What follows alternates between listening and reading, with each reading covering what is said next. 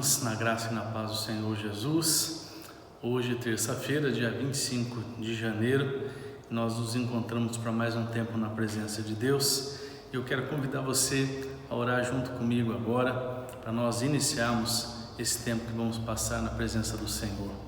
Deus bendito, nós te louvamos e bendizemos o teu nome, porque o Senhor tem sido Deus presente em nossas vidas, e a cada dia em que nos reunimos como igreja, de casa em casa, para te adorar, para te bendizer, o Senhor está atento às nossas vidas, o Senhor está atento à voz do teu povo, à voz que te adora, à voz que te clama, à voz que também busca o Senhor em favor das nossas necessidades, em favor das nossas dificuldades. Temos certeza que o Senhor está atento ao nosso clamor, e por isso, ó Deus, repetidamente, a cada terça-feira, nós insistimos em estar na tua presença, porque sabemos, ó Deus, que tu és Deus de amor, que tu és Deus de misericórdia, e que está pronto, sempre pronto, a nos atender, a cuidar de nós, a nos amparar e, sobretudo,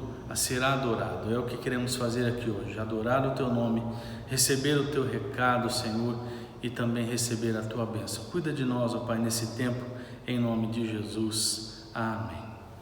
Quero cantar uma canção com você. Quero convidar você a cantar essa canção junto comigo também. Tenho certeza que você conhece. Eu vim aqui pra te encontrar, pra te ouvir, pra me render mais uma vez. Não temerei, não vou fugir, vou aceitar o teu querer. Eis-me aqui.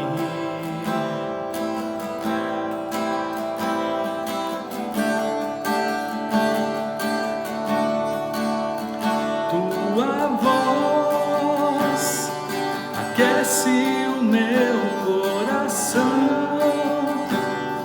devolve a vida, a razão, e me faz cantar, me refaz de novo e mais uma vez, mudando o meu coração ao teu.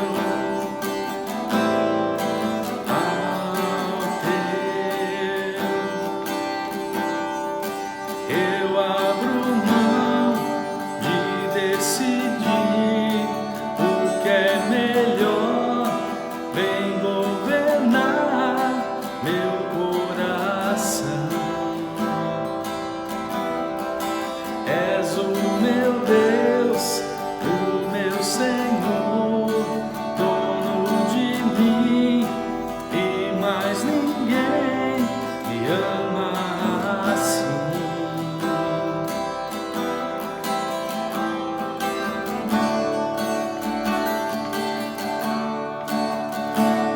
Tua voz aquece o meu coração, devolve a vida, a razão, e me faz cantar, me refaz de novo e mais uma vez, mudando o meu coração ao teu.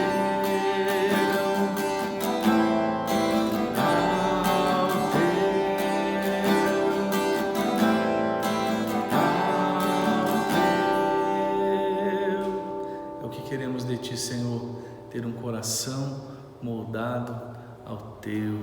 Amém. A palavra que eu quero deixar com você hoje, meu irmão e minha irmã, está lá no Evangelho de João, no capítulo 4, do versículo 46 até o versículo 54. João 4, de 46 até o 54. Lá diz assim: Jesus voltou a Caná da Galileia, onde havia transformado água em vinho. Estava ali um alto funcionário público que morava em Cafarnaum. Ele tinha em casa um filho doente. Quando ouviu dizer que Jesus tinha vindo da Judéia para a Galiléia, foi pedir a ele que fosse a Cafarnaum e curasse o seu filho que estava morrendo. Jesus disse ao funcionário: vocês só creem quando veem grandes milagres? Ele respondeu: Senhor, venha depressa, antes que o meu filho morra. Volte para casa, o seu filho vai viver, disse Jesus. Ele creu nas palavras de Jesus e foi embora. No caminho, encontrou-se com os seus empregados que disseram: o seu filho está vivo. Então ele perguntou a que horas o filho havia começado a melhorar. Os empregados responderam: ontem à tarde a febre passou. Aí o pai lembrou que havia sido naquela mesma hora que Jesus tinha dito: o seu filho vai viver. Então ele e toda a família creram em Jesus.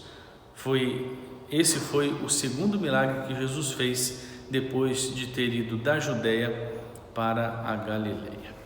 Eu tenho certeza, meu irmão e minha irmã, que você já passou por uma situação tão desesperadora que a sua única alternativa foi Deus. Geralmente, quando nós estamos diante de um problema, a gente ora, a gente busca Deus, até porque isso é comum para a maioria das pessoas, né? Porém, juntamente com a oração, a gente tenta fazer a nossa parte, a gente tenta fazer aquilo que está ao nosso alcance para solucionar os problemas que estão nos perturbando. E como Deus é maravilhoso, Ele sempre tem algo de bom a fazer nas nossas vidas. Embora eu creia que não são todas as orações que recebem o sim de Deus, e não são todas as orações que são respondidas como a gente quer, sempre Deus nos socorre de alguma forma. E o texto de João tem a ver exatamente com isso. Tem a ver com um Deus que se apresenta bem no meio de uma situação de dificuldade e que manifesta o seu amor, que manifesta a sua graça, que manifesta o seu milagre, fazendo com que as circunstâncias sejam transformadas. Veja, meu irmão e irmã, todos nós somos passíveis de enfrentar a situação da dificuldade, a situação do desespero. E é por isso que esse texto tem grandes coisas a nos ensinar. E a primeira lição que nós aprendemos aqui é que nós devemos buscar solução para as nossas necessidades. Primeira lição: nós devemos buscar solução para as nossas necessidades. A princípio, isso pode parecer muito óbvio para você. É claro que eu vou buscar solução para o meu problema, para a minha necessidade. O que é isso que o pastor está falando? Isso é óbvio demais. Pode parecer óbvio para você, mas tem muita gente que, no meio de situações de dificuldade, permanecem como está, ou por comodidade, ou por medo, ou por ignorância, ou porque ficam paralisadas mesmo. Se você é dessas pessoas, você sabe exatamente o que eu estou falando. Tem gente que diante de uma dor, diante de um problema, diante de uma ameaça, fica paralisada, não consegue se mexer nem para frente nem para trás. E então, se você é dessas pessoas, meu irmão, minha irmã, a mensagem de hoje é um incentivo para que você busque solução para as suas necessidades. Mas veja, não é buscar solução em qualquer lugar, é buscar solução em Jesus. O Evangelho de João mostra que a situação de enfermidade do filho deixou aquele oficial do rei aparentemente atordoado. E ao saber da fama de Jesus, ele foi falar com Jesus lá em Caná. Mesmo desnorteado com a situação de saúde do filho, aquele homem não ficou vagando de lugar em lugar procurando ajuda. A sua busca foi certeira, ele tinha certeza daquilo que ele queria Jesus. Irmãos, a primeira alternativa de solução para os nossos problemas deve ser Jesus. Não significa que nós não vamos deixar de fazer a nossa parte, que nós vamos deixar de cumprir com as nossas responsabilidades. Significa que ele será consultado primeiro, que ele será o primeiro nome a ser chamado quando nós estivermos em apuro. Então, meu irmão, está sofrendo, está com dificuldade, está com uma necessidade, busque nele a ajuda necessária, saia da inércia, saia desse travamento e busque nele, porque hoje Deus quer dar libertação desse travamento, para que você busque no Senhor libertação, para que você busque no Senhor ajuda, auxílio para a sua vida. Em segundo lugar, para alcançar a solução dos seus problemas, supere os obstáculos. Primeiro, se você olhar para o texto, você vai ver que primeiro aquele homem caminhou aproximadamente 20 quilômetros, alguns comentaristas dizem 40 quilômetros, para chegar aonde Jesus estava. Tudo bem que naquela época caminhar 20 quilômetros não era uma coisa tão incomum assim, mas veja que aquele homem era oficial do rei, ele tinha cargo privilegiado, provavelmente ele não estava acostumado a andar essa distância com tanta frequência. Ele devia ter pessoas que fizessem o trabalho por ele. Ele devia ter pessoas de patente menor que a dele, que fizesse o serviço mais difícil no lugar dele. Por isso é bem provável que percorrer aquela distância, mesmo que uma distância comum para a época, tenha sido no mínimo algo incômodo para aquele homem. E além disso, quando ele chegou até Jesus para buscar ajuda, ao invés de ver Jesus o acompanhando até Cafarnaum, o oficial teve de voltar sozinho. Provavelmente muito acostumado a dar ordens e ver as pessoas obedecendo imediatamente o seu comando, o oficial viu ali aquela situação se invertendo. No lugar de ele dar uma ordem, ou mesmo de fazer um pedido, ele recebeu uma ordem: volte para casa, o seu filho vai viver. Lá no versículo 47, quando ouviu dizer que Jesus tinha vindo da Judéia para a Galiléia, foi pedir a ele que fosse a Cafarnaum e curasse o seu filho que estava morrendo. Jesus disse ao funcionário: vocês só creem quando veem grandes milagres. Ele respondeu: Senhor, venha depressa antes que o meu filho morra. E aí Jesus responde, volte para casa, o seu filho vai viver. O primeiro obstáculo que aquele homem teve de superar foi externo, foi de distância. Você viu isso no texto? O segundo foi interno, ele teve que olhar para o seu orgulho, mas ele superou isso, e ele recebeu o seu milagre. Ele superou aquela distância percorrida, e quando ele chegou lá e deu de cara, não com uma obediência de Jesus, mas com uma ordem de Jesus para ele superou aquele obstáculo interno no seu coração e recebeu o milagre que ele precisava. Meu irmão, minha irmã, tem gente que é acomodado demais. Se ficar muito difícil, ele desiste. E nessa de desistir, quando a pessoa é muito cobrada, tem crente perdendo bênção, tem crente perdendo milagre. Quando o obstáculo que atrapalha a busca de uma bênção é externo, a gente geralmente não tem muita dificuldade de enfrentar, né? Quando o diabo está nos atrapalhando, a gente enche o peito e vai dizendo: sai demônio em nome de Jesus, você não tem lugar na minha vida. A gente gosta de falar essas coisas, né? De expulsar demônio, de dar ordem para demônio.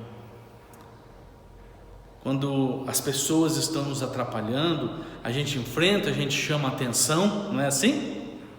Mas quando o obstáculo está dentro de nós, a situação fica mais séria.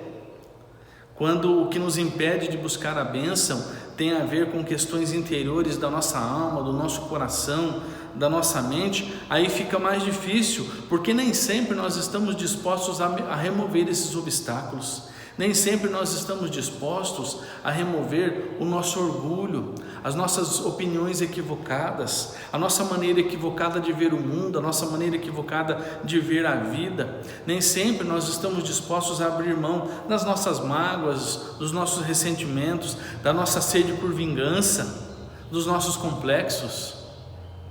Nem sempre nós estamos dispostos a romper com nossos pecados de estimação.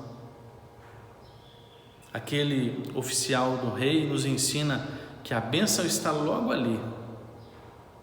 Basta que estejamos dispostos a remover os obstáculos externos e internos. Ele removeu tanto um quanto o outro e viu o seu milagre acontecendo.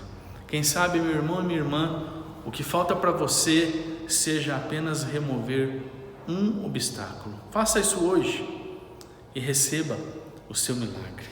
Terceiro lugar, para alcançar a solução dos seus problemas, faça o que o Senhor mandar. Depois de ter visto Jesus dando uma virada na mesa, depois de voltar recebendo uma ordem de Jesus, pensando que era Jesus que iria receber uma ordem sua, o oficial do rei teve de fazer exatamente o que Jesus havia mandado. Ou seja, ele deu meia volta e retornou para sua casa, sozinho, né? Porque Jesus não o acompanhou.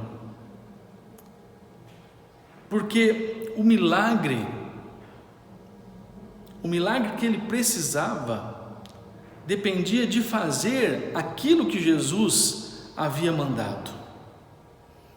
E quando nós lemos o relato de João, nós vemos que quando aquele oficial decidiu obedecer às palavras de Jesus, no mesmo instante o filho dele foi curado. Irmãos e irmãs, nós estamos vivendo uma época de grande relativização das coisas e principalmente da Bíblia. E nessa moda de relativizar a Bíblia, tem crente achando que vai receber a bênção sem crer na palavra e sem seguir aquilo que a Bíblia diz. Tem muito milagre, meu irmão e minha irmã, que acontece apenas pelo pedido feito em oração. Isso é fato. Mas também é fato que muitos milagres dependem de seguirmos e obedecermos a palavra de Deus, de fazermos aquilo que Deus nos manda. A Bíblia, a palavra de Deus, foi escrita para o nosso bem.